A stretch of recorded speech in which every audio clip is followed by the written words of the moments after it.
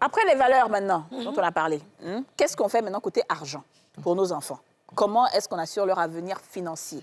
À quel moment est-ce qu'on commence? Quand ils ont quel âge? D'accord. Judith. Alors, pour ce qui est de notre cas, on a commencé quand les enfants étaient encore à l'école primaire. OK. Voilà. Donc, le papa a souscrit des assurances, pour l'épargne. Voilà, pour un capital au moment où ils allaient être en train de partir pour l'extérieur. Donc, c'est ce capital-là qui a permis de payer la caution à l'ambassade du Canada quand ils ont eu le baccalauréat. Voilà, donc l'épargne a été constituée... D'accord, donc si je comprends bien, c'est que l'épargne prend effet après leur bac. Mais en attendant, du primaire au secondaire, ça se gère au quotidien, c'est ça? Oui, ça se gère au quotidien. OK, d'accord. Mais il y a d'abord l'épargne même mensuelle, et puis il y a les assurances à côté, en fait. OK, voilà, d'accord, c'est pas la même chose. Très bien. Voilà, en travaillant, on épargne, voilà, mensuellement. C'est ça. Et puis, il y a cette assurance-là qu'on souscrit à côté. Ça peut être la rente éducation. Okay. Voilà, ça peut être la rente éducation, comme ça peut être une assurance décès, voilà. Et puis, bon, après, ça permet aux enfants de continuer les études. Très bien. Il faut préciser à mon groupe, vous que nous suivez, épargne veut dire elle a mis l'argent de côté. Quand tu travailles, tu enlèves un peu, tu mets à côté. Ouais. Assurance, ça, tu vas à la banque, tu dis, ah, j'ai enfant. Faut pas, s'il se blesse ou bien s'il fait un accident, on te donne, tu donnes un peu d'argent, comme façon tu te cotises à la CNPS. Là. Et puis l'enfant, si quelque chose lui arrive, le jour où tu n'as rien, tu as bouffé tout l'argent, l'assurance au moins peut payer. C'est ça. Bien, ça tata. C'est bien. Non, c'est bien expliqué. Ils n'ont pas compris rente, mais après... Hein. Oui, la rente, en fait, c'est des programmes, des assurances. Hein. Voilà, les assurances, ils ont plusieurs programmes, en fait. Tu peux leur dire, bon, j'ai tel enfant, je veux que... Ça, c'est avec les assurances. C'est avec les assurances. J'ai plusieurs enfants, bon, je cotise tel nombre d'années. S'il y a un décès, voilà ce que l'enfant touche. Le capital est reversé pour permettre à l'enfant de continuer ses études. Mais si moi, quelque chose m'arrive en tant que parent... Voilà. Oh, nous, c'est tontine, on connaît. Si. Nous aussi, on va faire cotisation au quartier. Les tantis musulmans du quartier cotisent, les tantis chrétiennes du quartier cotisent. Souvent, même, il y a bâche. Mais il faut que chaque samedi, au moins, il y a bâche au quartier. Les funérailles, on prend ça pour manger, pour faire les takeaway.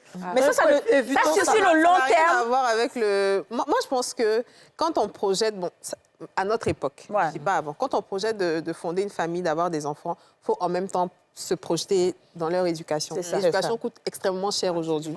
C'est pas les 300 000, 400 000 que nos parents payaient. Là. À l'époque, c'était une fortune. Aujourd'hui, on parle de millions. Quoi, pour avoir vraiment une bonne éducation. Si CPN fait 300 000, imagine terminale. Quand on se projette et on se dit qu'on a envie d'avoir des enfants, il faut en même temps penser à ça. C'est comme quand tu projettes de te marier, tu commences à économiser pour la dangereuse robe que tu veux. Donc, c'est pareil, en fait. Tu commences à mettre de l'argent de côté et puis progressivement souscrire à des assurances. Moi, je sais que, je ne savais pas, mais quand mon père est décédé, on s'est rendu compte qu'il y avait des assurances à nos noms et tout. Ah ouais. Donc, et ça vient franchement à agrémenter la vie, quoi. Déjà, bon, voilà. Ah ouais. Donc, vraiment, c'est bien de faire ça. Comme ça, en cas de disparition, nous, on a eu la chance, on travaillait avant. Et il vous a pas dit avant, non? Non, ils nous C'est ça, ils nous disent pas, parce qu'ils disent que sinon la femme même ou bien quelqu'un même peut... Les enfants même peuvent le terminer. Son vivant même qui disait que faut chercher ton argent là. Oui.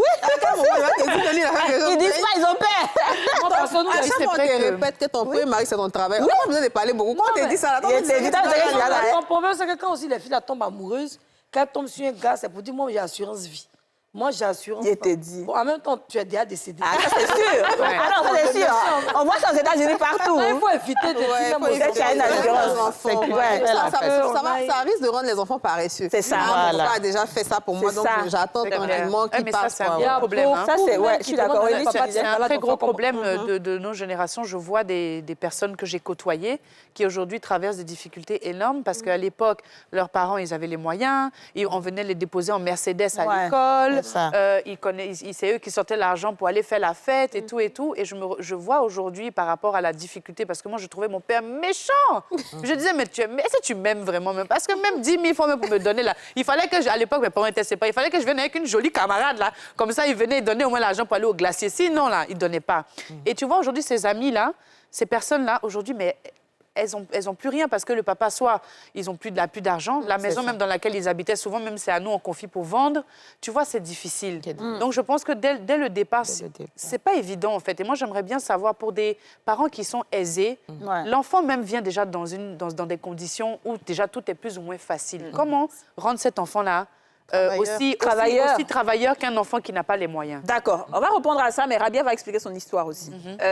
Alors, nous, pareil. Ce que tu fais pour tes enfants. Donc, la chance qu'on a, c'est que c'est l'entreprise qui prend en charge totalement l'éducation des enfants depuis qu'ils sont petits. Mais nous, depuis le départ, on a quand même voulu investir sur l'éducation des enfants. Donc, dès le bas âge, on a commencé à les emmener dans les écoles maternelles. À l'époque, nous, je me dis...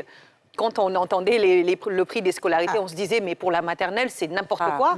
Mais après, un ami a réussi à nous convaincre en nous disant, dans ces écoles, on apprend à l'enfant à être intelligent. Et c'est la base. Et donc, nous, ça nous a convaincus, on ne regrette pas du tout.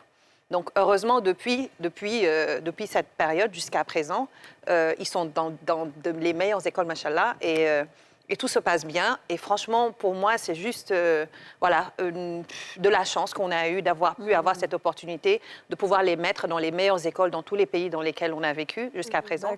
Ma fille est en 3e. Je sais qu'il y a une assurance études aussi à laquelle le papa a souscrit pour tous les enfants.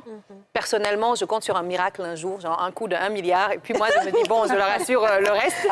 Mais pour le moment, personnellement, je n'ai pas été impliquée sur la partie financière parce que voilà, je n'ai pas vraiment eu les possibilités de le faire. Et culturellement, en général aussi, vous savez, c'est papa qui s'occupe de tout ça. Quoi. Ça tombe bien, excuse-moi Yasmine, mais ça tombe bien justement. Ma question, elle tombe bien par rapport à ta situation parce que les enfants ont de la chance. Ils sont vraiment déjà dans une position où ils sont aisés. Mais en même temps, il faut aussi leur apprendre la valeur du travail, ce qui n'est pas évident quand ils ont déjà tout à leur portée. Comment toi, tu fais en tant que maman pour justement on va dire les serrer, quoi? Moi, je vais vous raconter une petite anecdote, peut-être que je ne devrais pas dire à la télé, mais ma fille a commencé comme ça, en 6e. Je sentais qu'ils avaient du potentiel, mais elle ne voulait pas faire l'effort de travailler. Et ça, je ne supportais pas. Je lui disais, je préfère que tu n'aies pas assez d'intelligence pour pouvoir faire, mais avoir l'amour de bien faire, plutôt que d'avoir l'intelligence et de ne pas avoir l'amour de bien faire. En fait, je veux dire, l'exigence d'être soi-même, de donner le meilleur de soi. La rigueur. Donc, voilà, la rigueur. Et du coup, en général, quand on gère le premier, le reste, voilà. Moi, je voulais faire l'exemple. Et du coup, un jour, je lui ai demandé de faire ses exercices. Elle a un peu joué et elle ne savait pas que j'allais vérifier avec elle le soir. Mais mon talon aiguille a volé un peu partout dans le salon.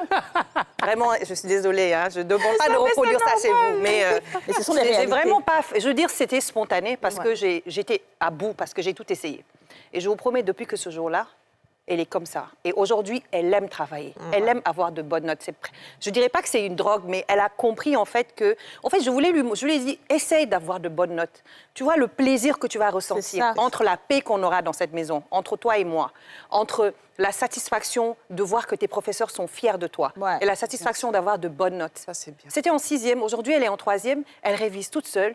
Quand elle est stressée de ne pas avoir moins de 15 ou de 14. Et elle est exigeante vis-à-vis d'elle-même. Très bien. Et ses deux frères ont vu. Eux, là, qui a envie que le talon vole.